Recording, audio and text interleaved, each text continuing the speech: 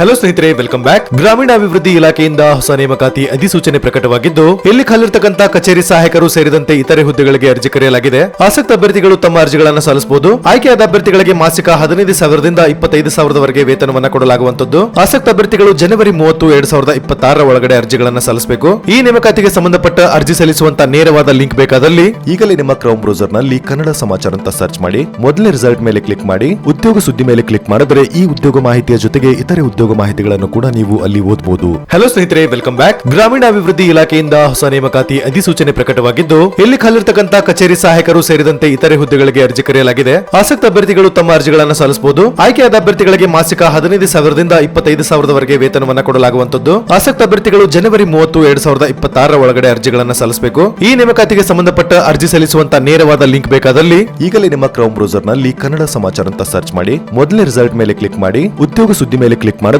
ಈ ಉದ್ಯೋಗ ಮಾಹಿತಿಯ ಜೊತೆಗೆ ಇತರೆ ಉದ್ಯೋಗ ಮಾಹಿತಿಗಳನ್ನು ಕೂಡ ನೀವು ಅಲ್ಲಿ ಓದಬಹುದು.